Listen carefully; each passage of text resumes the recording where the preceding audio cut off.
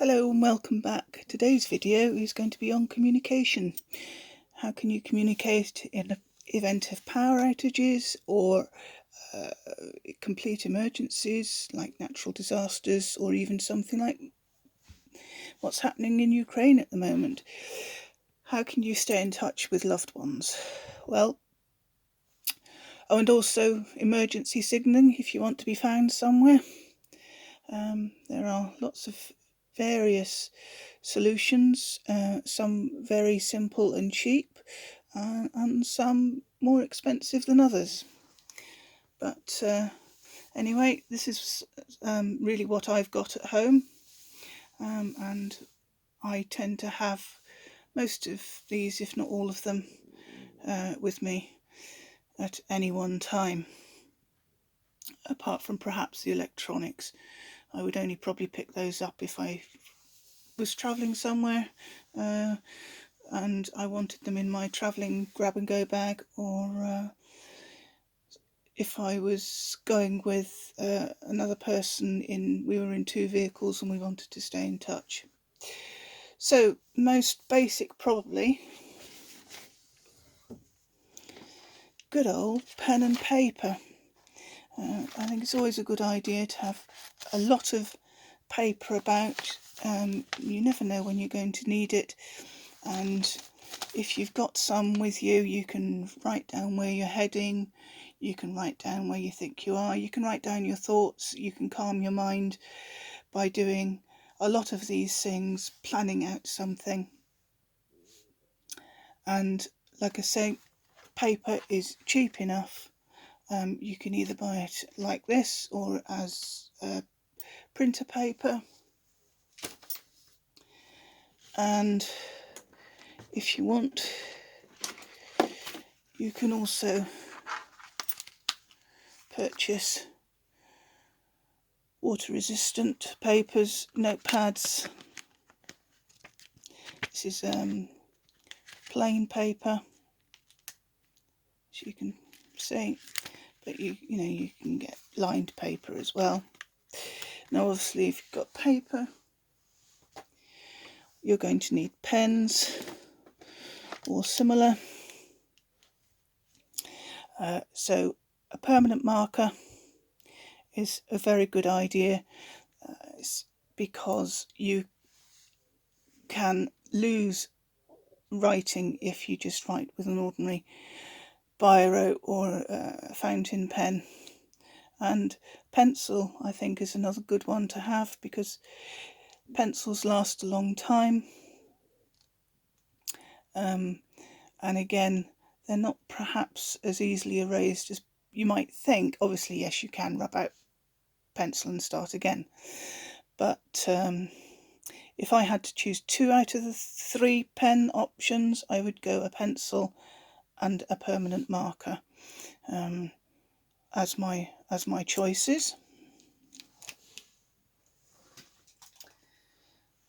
So like I say, that's the most basic. You can do all sorts with pen and paper in all sorts of situations. Now if you want to be found, this is a wristband. You can get them as wristband, armbands, even ankle bands. As you can see from the reflection that it's giving off from the camera light, it's got the fluorescent strips. It's the fluorescent green, yellow,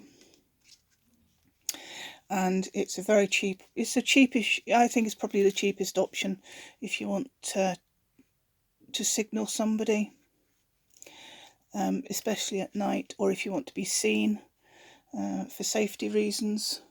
I've got lots of these and I put them on all my bags, and I think, like I said, I think they're just a great option to have.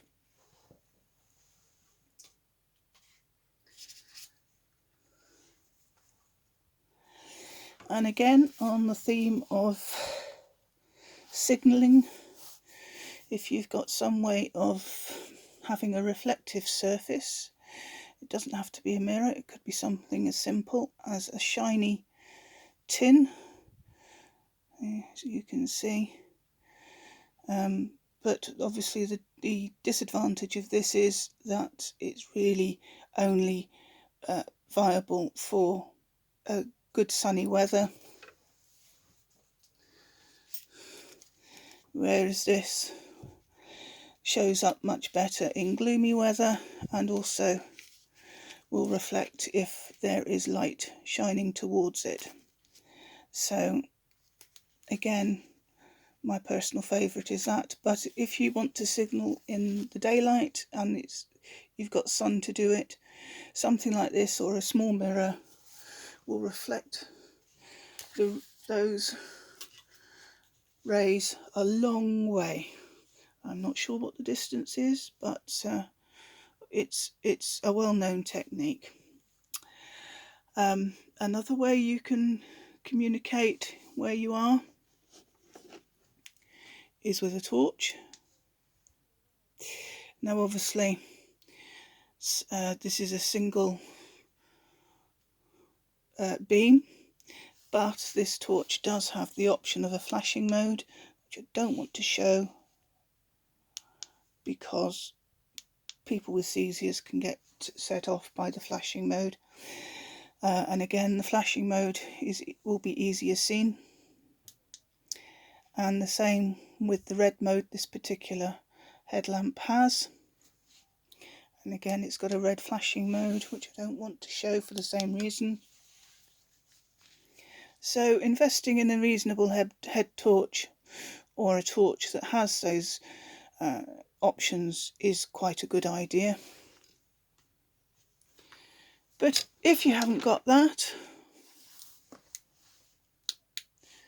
then a simple torch will provide at least an option. And let's face it, everybody knows, probably knows, the SOS signal, you know, short, short, short, long, long, long, short, short, short, long, long, long. This particular torch is a solar powered torch, so it could be quite useful if you want to have it as an emergency torch only, especially if you hang it from, say, the outside of a bag that will get sunlight, or keep it in a windowsill, something like that. So you don't necessarily have to have batteries as well.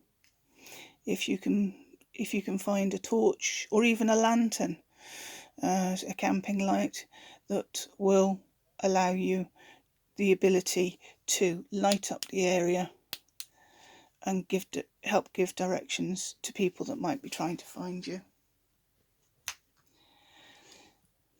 On that theme, this little guy, this little radio, has, I don't know how well that's going to come up on film, but it has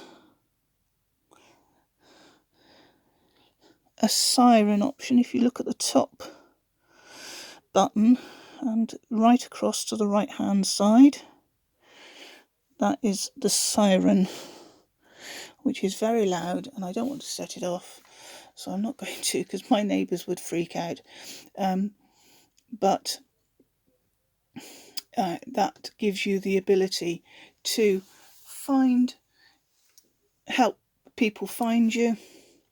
And again, it has a little flashlight, and because it is got a clockwork wind up ability as well as a small solar charger, it's good for 24-hour day use. If you haven't got the funds to buy a radio and you want to make an audio signal, buying something as simple as this little survival bracelet will quite often come with a built-in whistle. Again, I won't blow it because my neighbours, but if you've got a whistle, you're going to save your voice, and you'll be able to blow a whistle for much, much longer than you would be able to keep shouting for help. So audio signalling is a very useful tool. And like I said, a whistle is an inexpensive alternative to something like the siren on this radio. So, keeping in touch with the outside world next, I think. We're back to the radio. This little radio has FM and medium wave, MW, but it also has shortwave, 2 shortwave bands. Now in emergencies, shortwave is probably going to be the most used band in the world because it's an old technology.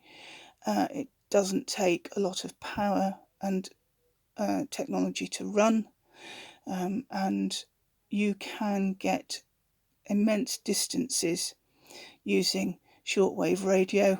It's generally not the best signal in the world, but it is a good alternative in a complete emergency situation. And finding out what's happening in the world is going to be very useful with you, especially if you need to decide where you're going, what's happening, what you might need to prepare for. So a little radio like this, I think personally, is worth the money if you can afford it. And like I said, really, if you can try and get something like this that fits multiple needs, you've got the visual signal, you've got the ability to listen to the outside world, you've got 2 ways of charging. It will also charge up via a USB.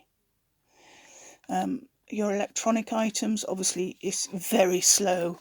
You're not going to get a huge amount of charge out of this, but if you're sitting around for a few hours, you could just sit there and give yourself carpal tunnel syndrome in the long run, but probably be relieved if you can actually still use, at the very least, a mobile phone. Even if you can't get a signal for a mobile phone, there are other uses for phones. People use them to play games. You could use them to listen to audiobooks, to music, to have downloaded videos. So any way to power something like a mobile phone is a good idea. And like I said, and this has also got the audible option of the siren. So it really is a nice little multi-purpose gadget. Like I said, it's not, these little radios, they're quite tinny, they're not the loudest, but they do the job. They're and especially in an emergency, it doesn't really matter how tinny that little speaker might be. You'll probably be grateful for it. And if you're really lucky, you could still get radio stations that are playing music. It might not all be doom and gloom and news reports. You could still get the ability to listen to music or radio plays, something like that just gives you a break from the monotony of the emergency that might be happening around you. So like I said, I like this particular radio, but there are lots like it. If you go online, have a look round, and you'll probably find something. And obviously you don't want to forget the lead that comes with it, just in case you get a chance to charge it up via a mains ability or something like a small solar panel. So obviously talking about the ability to charge up your mobile phones, I always try and have a spare mobile with me. This is an old mobile. It's pretty out of date now, but it still works with the card the SD card that I've got in it. So again, it gives me the ability to listen to music or audiobooks, and I like to keep it in the holder because the holder gives me the ability to either clip it to something or to strap it to something, and save room inside a bag if required. But like I said, I think it's a good idea to have a spare mobile about if you can. And again, don't forget the leads for any particular mobile, because this is the old micro USB type of lead, whereas most modern phones now are C-type leads. So always try and keep spare leads for all the appliances that you might want to have with you. And if you want to try and keep in touch with family or friends, cheap little walkie-talkies, these particular ones you don't need a ham license for. I would think in an obvious emergency, if you go something like a ham radio, that would be a great option, because I don't think anyone's going to quibble about whether you've got a license or not. So you might want to buy a ham radio, but personally I've got these, and I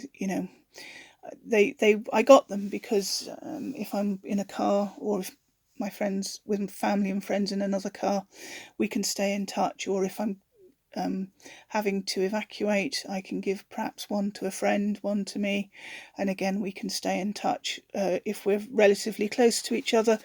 Obviously there's a limit on the distance with these. They're not meant for anything major, but again I like to keep them in holders, so that I know they're not going to hopefully get damaged. And also these will take batteries, so you need to remember to keep either plenty of batteries about, or have perhaps the ability to have rechargeable batteries and charge those up, which is where something like this guy,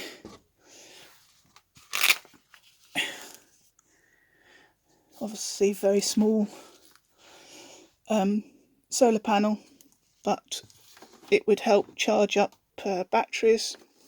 Or you can go a slightly larger route.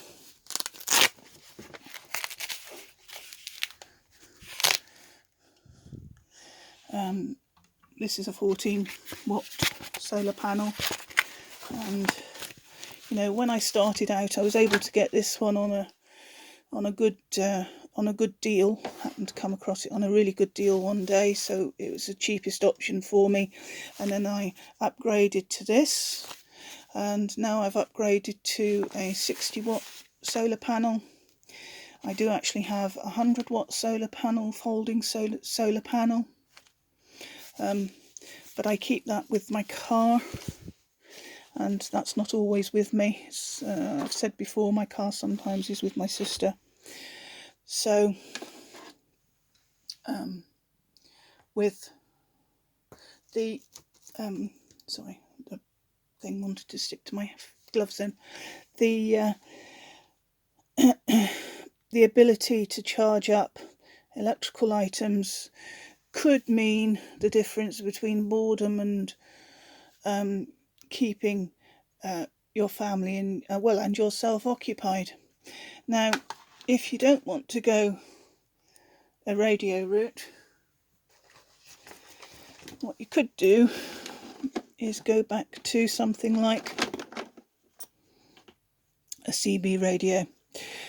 This is a handheld unit. I've got it set up for running off a 12-volt system.